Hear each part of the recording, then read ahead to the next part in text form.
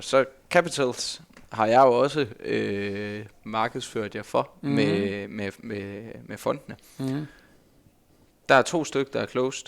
Ja. Der kommer en tredje Ja. til oktober, kunne jeg høre. Den skal så formentlig være større. 7,5 til 10 millioner euro.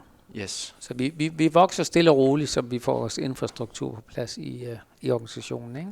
Og de 2, der så er kørende lige nu, hvordan ser det ud? Ja, altså sidste år eksekverede vi 6 handler i Fond 1, og er begyndt at sælge ud nu af de indkøb, altså det vil sige renoveringsprocesserne er begyndt at køre igennem trakten. Så den første er solgt nu, og den næste er kommet på markedet til salg. Så er der en renoveringsprojekt, som er undervejs. Det er 3 townhouses i Migras Pueblo, som vi starter om 14 dage med. Og så ryger det på markedet om 7-8 måneder. Og så har vi købt nogle new developments, simpelthen fordi, at vi kunne ikke lade være. Det er jo ikke vores normale, men på grund af vores netværk får vi samtidig adgang til nogle new development projekter som de første. Mm. Og der kan vi altså få nogle så gode afkast, uden at vi i princippet skal arbejde særlig meget for det. Så der hugger vi også til på dem. Vi er jo sat i verden for at arbejde hårdt, men nogle gange så tjener vi mere på de andre. Ja. Ja. Hvad gør man så? Og Fond 2, den var vi jo ude at vise dig i dag, den første villa. Fond 2 er mere en villafond, og det bliver mere i størrelsesorden investeringer på 2,5 millioner euro stykket. Og der har vi vist dig det første eksempel i dag, Lars, hvor vi viste dig en villa, som vi har besluttet at renovere. Og man kan se på videoen, hvordan vi også har allerede nu begyndt salget af den. Fordi vi simpelthen har lavet renders og videoer af uhørt høj kvalitet, så kunderne gerne skulle blive vilde med den, før den overhovedet er lavet færdig. Man kan godt forestille sig det, når man står der og ser videoen. Mm-hmm. Hvis jeg bare ser villaen, som den står lige nu, så er der jo, føler jeg, et stykke vej. Ikke? Altså, der skal laves lidt på den, men udsigten, den var jo fantastisk derfra. Ja.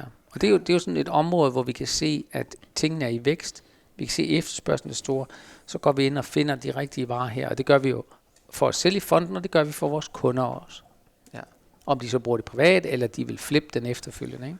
Ja, men det lå så henne i Benalmatten, ikke? Ja.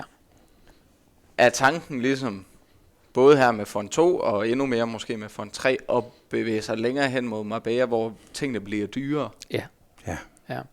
Vi har lige lagt et bud på en grund i Los Monteros, som er et fuldstændig vanvittigt eftertragtet område. Og der er der lige ved siden af en beach club, der hedder La Cabana, som er designet af Dolce Gabbana.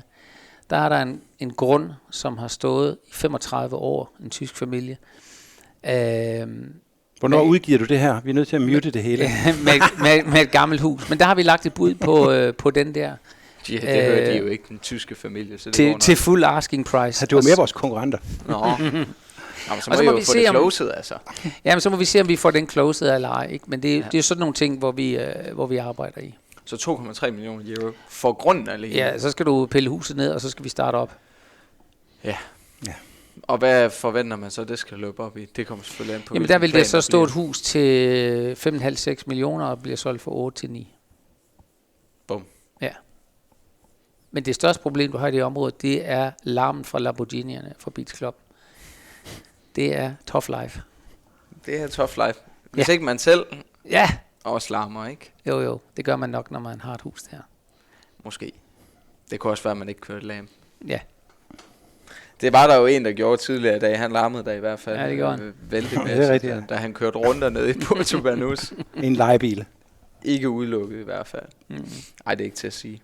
Så der er godt gang i at få kapitalen investeret i fondene lige nu. Ja, vi mærker, at Fond 1 og 2 har jo været koncentreret omkring det danske marked. Og der må vi sige, at det er gået rigtig fint, fordi det ser ud til, at det er svært for jer i Danmark at få de afkast, I skal have. Altså vi prøver at opnå et 10% afkast efter skat direkte op i jeres holdingselskaber i Danmark. Og det ser ud til at gå den rigtige vej. Det er jo en closed-end fond, og den har en udløbstid på 5-6 år, så får man jo sine penge tilbage. Minimumsdagen skal 100.000 euro. Men i fond 3 er en international fond. Så der går vi bredere ud. Også fordi fond 4 og 5 skal jo være endnu større på tingene. Ikke? Så vi starter nu den internationale del af Capitals. Ja, vi har ekskluderet det til danskere, de første 2. Ja. Og det har jo været folk i vores netværk. The 3 F's. Men nu skal vi ud internationalt. Vi har jo også mange internationale kunder i netværket, men vi skal på en eller anden måde finde en proaktiv måde at nå ud på nu. Måske med video. Ja. Måske med video. Klart. Jeg har sagerne til det jo. Det her, det bliver jo så ikke på engelsk, kan man sige. Jeg tror, du skal regne med, at vi tekster dig, min ven. Ja. Jamen, det kan I gøre. Ja. Det kan I gøre. Ingen problem.